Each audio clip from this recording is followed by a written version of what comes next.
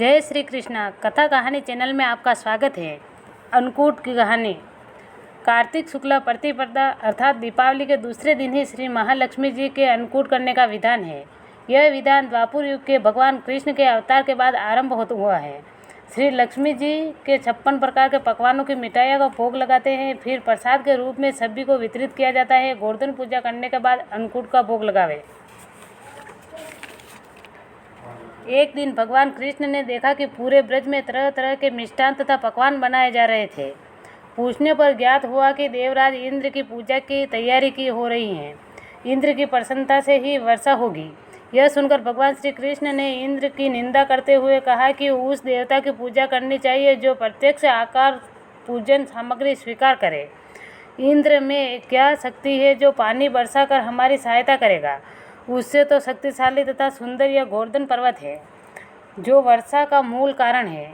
इसकी हमें पूजा करनी चाहिए। भगवान श्री कृष्ण की बात मानकर सभी ब्रजवासियों ने कृष्ण से पूछा कि इंद्र जी से तो दुर्भिक्ष उत्पीड़ित समाप्त होगा, चौमासे के सुंदर दिन आएंगे, अगर गोवर्धन पूजा से क्या लाभ होगा? उत्तर में श्री कृष्ण जी ने गोवर्धन की प्रशंसा की तथा गोपियों से आजीविका तथा एकमात्र सहारा सिद्ध किया।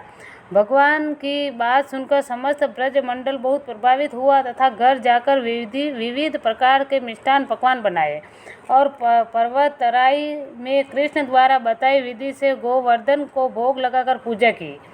भगवान की कृपा से ब्रजवासियों द्वारा अर्पित समस्त पूजन सामग्री को गिरिराज ने स्वीकार करते हुए खूब आशीर्वाद दिया।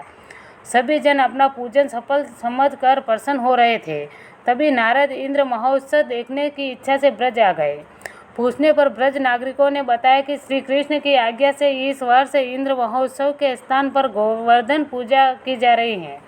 यह सुनते ही नारद उल्टे पांव इंद्रलोक गए तथा खिन्न मुख मुद्रा से बोले, हे राजन, तुम महलों में सुख की नींद सो रहे हो, उधर ब्रज मंडल में तुम्हारी पूजा समाप्त करके गोवर्धन की पूजा की जा रही है। इसमें इंद्र ने अपनी मान हानि समझकर मेघों को आज्ञा दी कि वे गोकुल में जाकर प्रलयकारक मूसलाधार वर्षा से पूरा गांव तहस नहस कर दे। बादल ब्रज की ओर उमड़ पड़े। वह बरसे। भयानक वर्षा देखकर ब्रज मंडल घबरा गया। सभी ब्रजवासी श्री कृष्ण के शरण में गए। जाकर बोले, हे भगवान, इंद्र हमारी नगरी को डुबाना चाहता है, अब क्या किया जाए?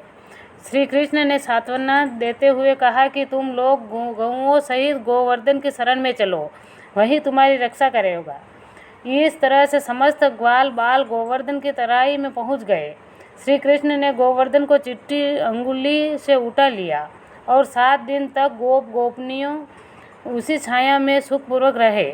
भगवान की कृपा से उसको एक छींटा भी न लगा।